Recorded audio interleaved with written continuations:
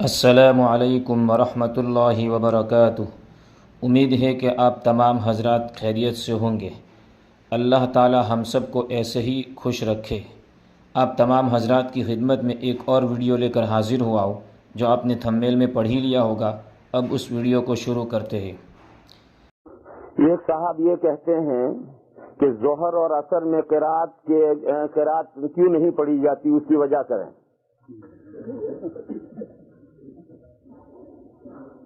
یہ سوال پہلے بھی کسی صاحب نے کیا تھا اور میں نے عصر کے بعد اس کا جواب تفصیل سے دیا تھا، کہیں ٹیپ ہوگا اس میں سنیو، یا تفصیل سے جواب دینے کا موقع نہیں۔ سوال یہ ہے کہ ظہر اور عصر کی نمازوں میں آہستہ قرات کیوں کی جاتی ہے؟ 3 نمازوں میں زور سے کرتے ہیں، 2 نمازوں میں آہستہ کیوں کی جاتی ہے؟ یہ وجہ پوچھنا چاہتے ہیں، ریزن معلوم کرنا چاہتے ہیں۔ میں نے ان سے یہ جواب دیا تھا کہ دیکھو، یہ سوال آج کوئی نیا نہیں ہے۔ یہ سوال سب سے پہلے حضرت عمار بن یاسر رضی اللہ تعالی عنہ سے ایک تابعی نے کیا ہے۔ حضرت عمار نے اس سوال کا جواب نہیں دیا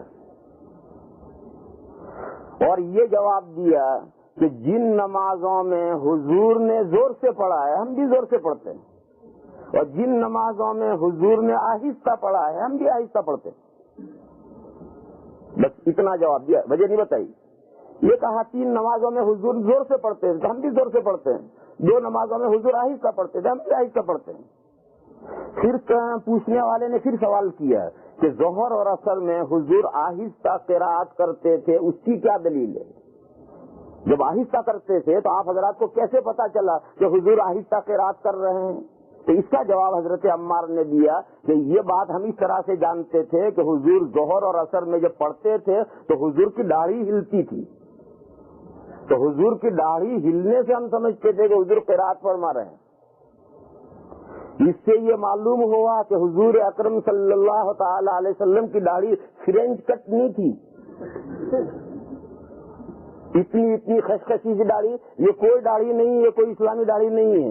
بالکل منہ ڈانے سے تو بہرحال اچھا ہے، بالکل منہ ڈانے سے تو بہرحال اچھا ہے، لیکن یہ کوئی اسلامی داڑھی نہیں ہے۔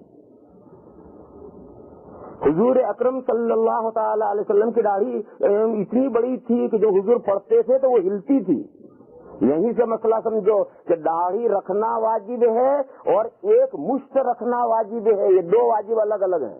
داڑھی رکھنا واجب ہے اور ایک مشت رکھنا واجب ہے۔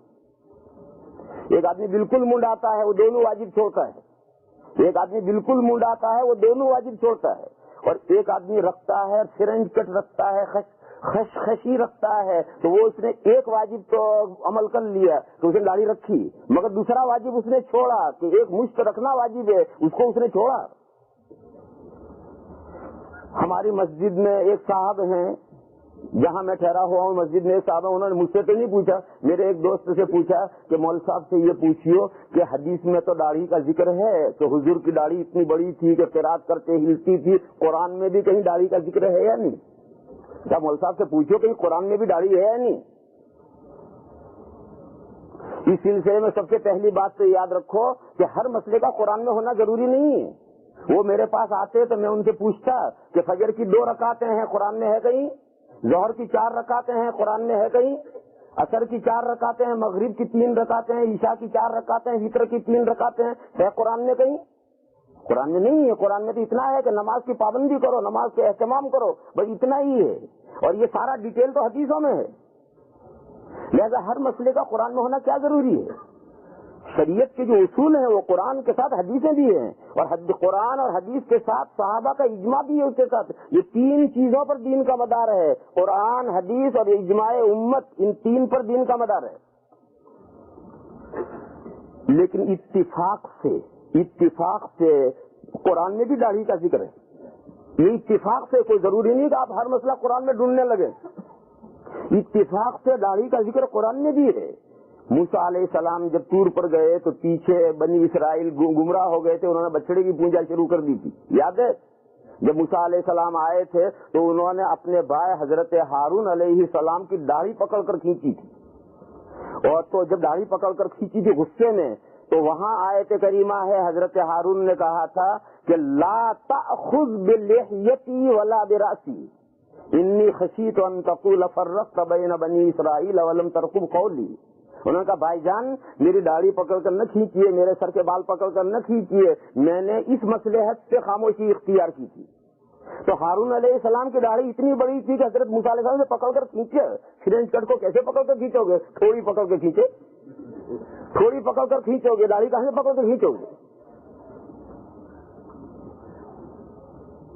تو خیر حضرت عمار بن یاسر رضی اللہ تعالیٰ عنہ نے یہ جواب دیا کہ حضور کی داڑھی کے ہلنے سے ہم یہ سمجھتے تھے کہ حضور قرات ظہر اور عصر میں فرما رہے ہیں. دیکھو پہلا سوال اس کا جواب نہیں دیا کہ ظہر اور عصر میں آہستہ کیوں پڑھا جاتا ہے, جواب نہیں دیا.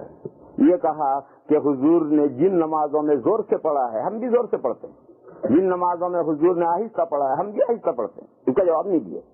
ہاں دوسرے سوال کا جواب دیا کہ ظہر اور عصر میں حضور قرات کرتے تھے, اس کی کیا دلیل؟ انہوں نے کہا اس کی دلیل ہے کہ حضور کی داڑھی مبارک ہلتی تھی. یہ حدیث سنا کر کے پھر میں نے یہ کہا دیکھو اب بہت تھوڑی سی گہری بات ہے, تھوڑی سی گہری بات, اسے سنو. حضرت عمار بن یاسر رضی اللہ تعالیٰ عنہ نے جو جواب نہیں دیا اس کی دو ریزن ہو سکتے ہیں, دو وجہ, دو سبب ہو سکتے ہیں. حضرت عمار بن یاسر نے جو جواب نہیں دیا اس کے دو ریزن, دو وجہ ہو سکتی ہیں. ایک تو یہ کہ جو سوال کرنے والے نے سوال پوچھا ہے اس کا جواب حضرت عمار بن یاسر کو معلوم نہیں ہے. تو جب حضرت عمار بن یاسر کو جواب نہیں معلوم تو کیسے وہ جواب دیں گے؟ اور تو کیا گئے الحمدللہ. تو ایک وجہ تو یہ ہے کہ حضرت عمار کو جواب نہیں معلوم, جیسے کہ ایک پرچہ ایک بھائی نے بھیجا اور مجھے اس کا جواب نہیں معلوم, تو میں کیا کہوں گا؟ یہ کہوں گا بھائی آئی ڈونٹ نو, یہ کہوں گا. اور کیا کہوں گا؟ اور دوسری وجہ یہ ہو سکتی ہے کہ حضرت عمار کو تو معلوم ہے مگر جو صاحب پوچھنے والے ہیں ان کے پاس اتنی عقل نہیں ہے کہ وہ جواب سمجھ سکیں. یہ وجہ بھی ہوتی. کبھی ایسا ہوتا ہے آپ کے پاس میں ایک 8 سال کا بچہ پوچھتا ہے آپ سے کہ یہ ساری دنیا شادی کیوں کرتی ہے, واٹ ریزن, وائی, بتاؤ اس 8 سال کے بچے کو وائی کا جواب دو.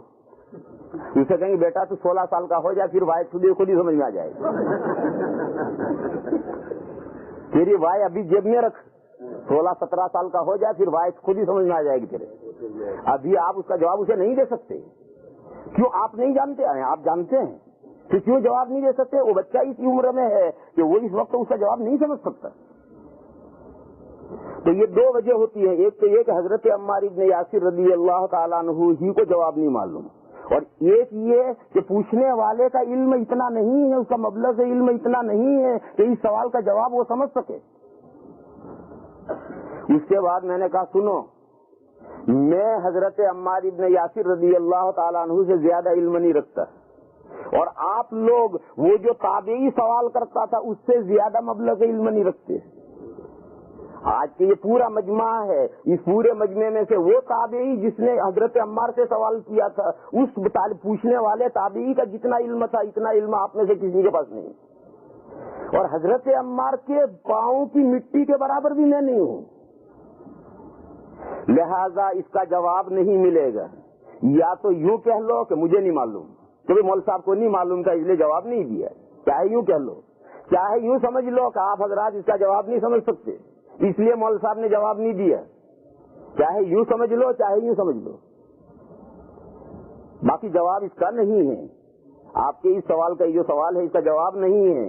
یا تو یوں سمجھ لو کہ اس کا جواب اس لیے نہیں ہے کہ مول صاحب کو جواب نہیں معلوم, یا یوں سمجھ لو کہ یہ سائل صاحب جو ہیں ان کے پاس اتنا علم نہیں ہے کہ اس کا جواب میں انہیں سمجھا سکوں.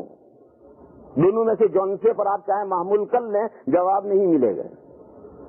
جو سمجھدار ہے آپ میں سے, جو سمجھدار ہے وہ تو یہ سمجھے گا کہ میں تو اتنا اس سے اوپر مبلغ علم رکھتا ہوں, مول صاحب بھی بیوقوف ہے, انہیں کچھ نہیں آتا. جو سمجھدار ہے وہ تو یہی فیصلہ کرنا چاہیے, اور سمجھدار کو ایسا ہی فیصلہ کرنا چاہیے.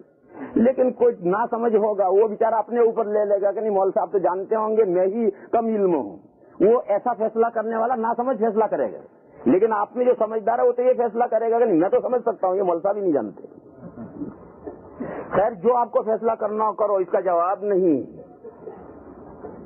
جب حضرت عمار ابن یاسر نے نہیں دیا تو میں کون ہوتا ہوں اس کا جواب دینے والا؟ ایسے ہی مزید ویڈیو دیکھنے کے لیے آپ ہمارے چینل نورانی باتیں کو لائک کریں، سبسکرائب کریں تاکہ ویڈیو اپلوڈ ہوتے ہی سب سے پہلے نوٹیفیکیشن آپ کو مل جاوے، اور اس ویڈیو کو شیئر کرنا بالکل نہ بھولیں۔